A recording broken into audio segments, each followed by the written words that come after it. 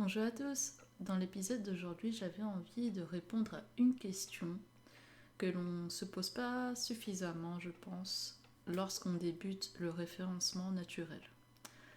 Déjà, avant de commencer cette activité, de s'y intéresser ou même de se reconvertir dans le SEO, je pense qu'il faut se demander si le SEO est fait pour nous.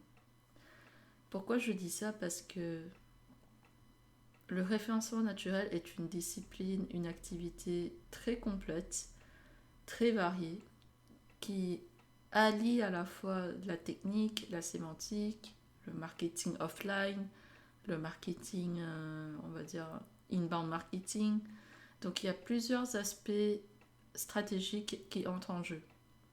Donc il faut à la fois être intéressé par tout ce qui est technique, à savoir le code, mais vraiment ça peut aller très loin, hein. Ça peut être les codes de HTAccess, JavaScript, des choses assez abstraites que peut-être dans un parcours de marketing digital classique, on ne va pas forcément voir et connaître. Donc il y a cet aspect vraiment très technique à prendre en compte. Il y a aussi cet aspect sémantique. Voilà, est-ce qu'on aime les mots? Est-ce qu'on aime écrire? Est-ce qu'on aime s'exprimer à l'écrit? Comment est notre orthographe? Il y a beaucoup de choses et cet aspect qui entre en compte lié à l'orthographe, à la langue, à la linguistique.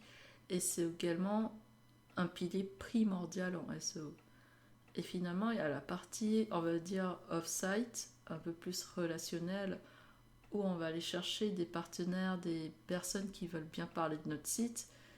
Et encore une fois, il faut avoir un certain sens euh, commercial, si j'allais dire, parce que parfois on va aller démarcher des éditeurs qui ne verront pas forcément l'intérêt de mettre un lien de notre site dans le leur.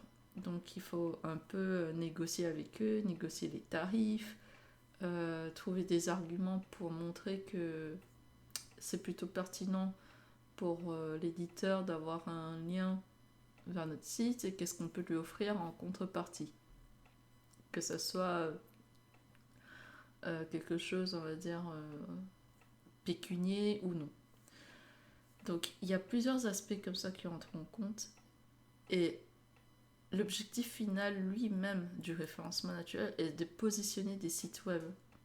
Et on travaille sur quelque chose qui est confidentiel, dont on ne connaît pas l'algorithme. Il faut se dire ça tout de suite.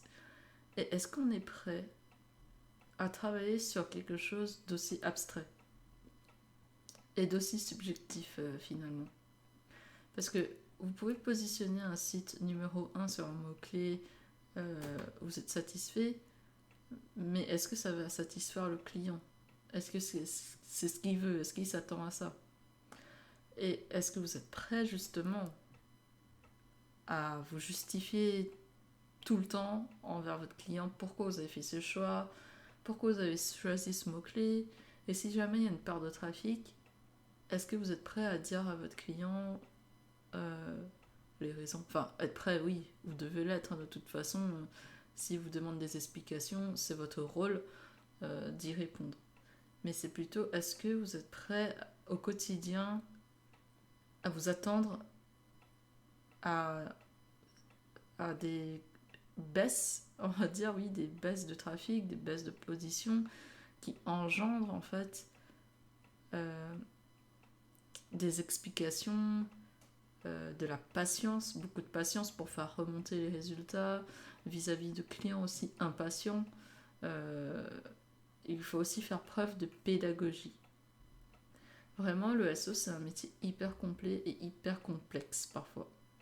Parce qu'il faut se justifier, il faut montrer que ce que l'on fait pour le client est très positif, alors peut-être qu'il ne voit pas forcément, on va dire, de conversion tout de suite ou un pic de trafic, enfin une augmentation de trafic plutôt, on va dire ça comme ça, pas un pic, parce que pic, c'est synonyme aussi de... Il y a un pic et puis ça repart à la baisse. Non, notre idée, nous, c'est vraiment d'augmenter le trafic du référencement naturel. Il y a beaucoup de choses comme ça qui entrent en jeu. Et c'est sur ça que je veux attirer votre attention. parce que c'est vraiment quelque chose d'important et qui va vous suivre au quotidien. Si vous n'êtes pas prêt à subir ce genre de retour, subir, c'est un grand mot, hein, mais vous voyez l'idée, c'est parce qu'un client, en plus le SEO, c'est quand même nouveau finalement comme métier. En 2010, quand on en parlait, personne ne savait exactement de quoi il s'agissait. Maintenant, en 2021, tout le monde qui a un site web a entendu parler de SEO, ou du moins de Google, de remonter dans Google.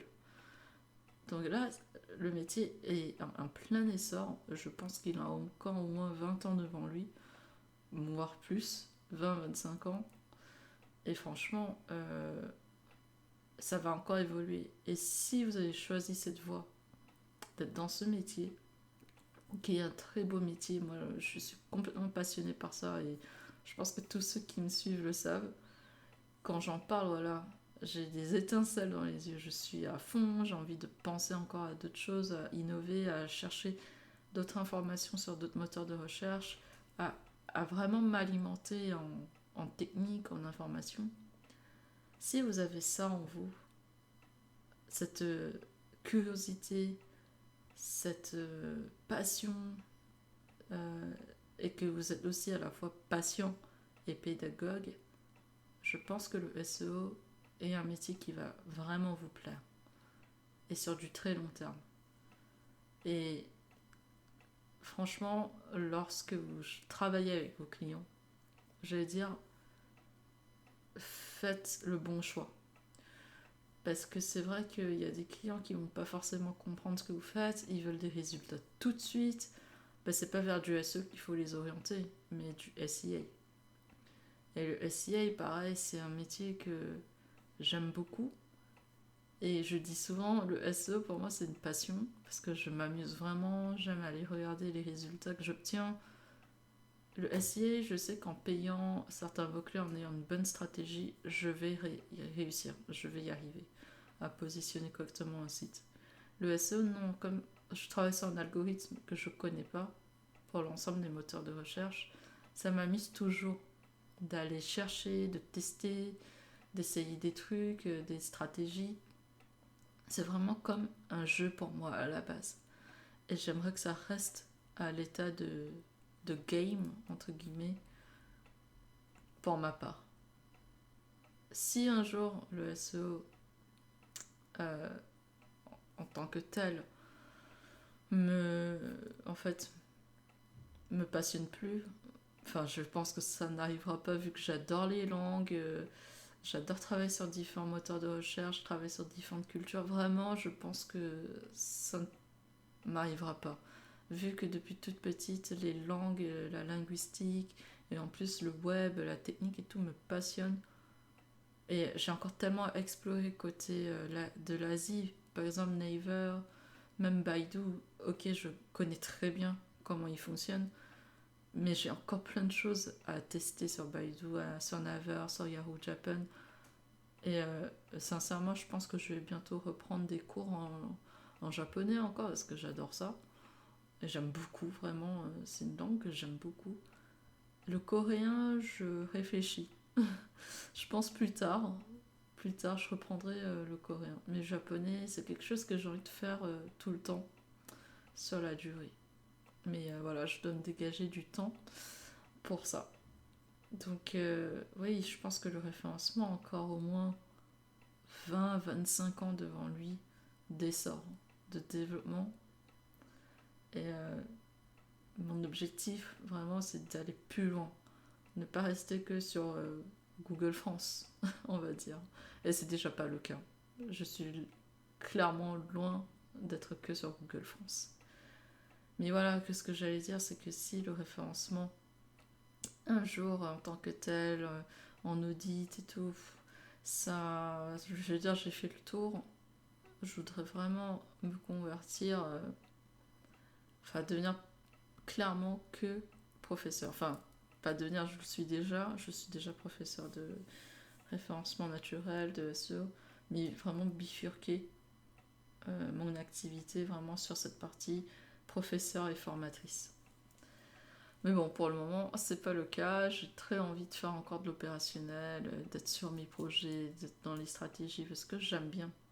J'ai clairement déjà en fait euh, la possibilité de ne pas être que dans l'opérationnel parfois, mais j'aime bien et j'ai envie d'y rester parce que ça me permet de maintenir mes techniques. Donc vraiment, si vous savez pas comment aller vers le référencement naturel, testez. Créez un site, créez un blog, testez. Et regardez si vous êtes assez patient pour voir les résultats arriver.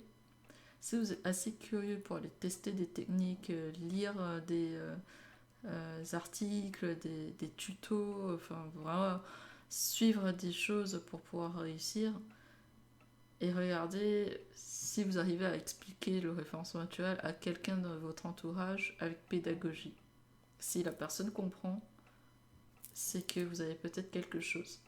C'est que vous avez déjà compris comment peut-être expliquer ce que c'est que le SEO à un client. Voilà, si vous avez des questions sur le référencement naturel, n'hésitez pas à me contacter, c'est toujours un plaisir d'y répondre. Et n'hésitez pas à consulter mes ouvrages Gestion du SEO pour savoir gérer un projet SEO de A à Z.